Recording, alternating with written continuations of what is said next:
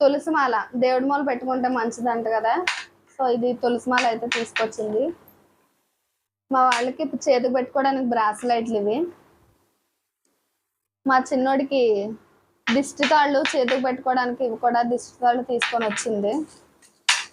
ఇవి అన్నపూర్ణాదేవి గుడి దగ్గర కీ చైన్స్ మూడట్ల మీద కూడా అన్నపూర్ణాదేవి బొమ్మ అండ్ గుడి కూడా ఉన్నది. మూడట్ల మీద కూడా గవ్వలమ్మ తల్లి గుడి దగ్గర గవ్వలు అయితే తీసుకున్నారు. చూస్తున్నారు కదా, గవ్వలమ్మ తల్లి గుడి దగ్గర ఇవి ఏటమ్మా. ఇవి గోమతి చక్రాలు చూస్తున్నారు కదా, గోమతి చక్రాలు అంటారంట వీటిని.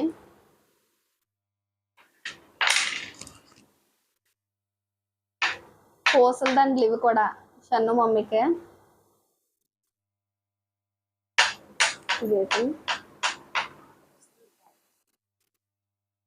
కస్తూరికాయ ఒరిజినల్ అండి, ఇది కస్తూరికాయ అక్కడ అమ్ముతున్నారంట. స్మెల్ అయితే చాలా బాగుంది చూడడానికి, మంచి స్మెల్ అయితే వస్తుంది. ఇది చూడడానికి కూడానే బాగుంది.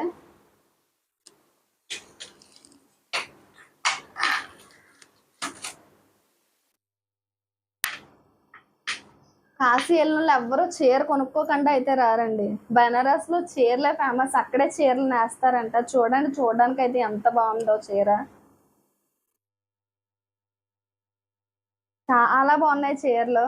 వెయిట్ కూడా చాలా ఉన్నది, చూస్తున్నారు కదా చీరలు.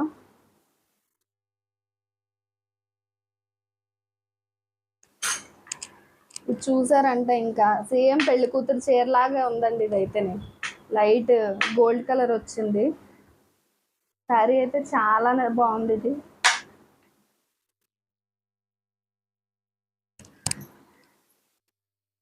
ఈ 2 శారీస్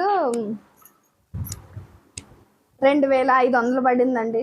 2 శారీస్ కూడా మాకు తీసుకున్నది రెండునే. ఇది అలాగే అమ్మవారి గుళ్ళో పెట్టిన చీర, అమ్మవారికి పెట్టిన చీర పాట పెడతారు కదా, పాట పెడితే అక్కడ చీర కొనుక్కున్నదండి ఇదైతేనే. ఇవి ప్రసాదాలు తెలుసు కదా.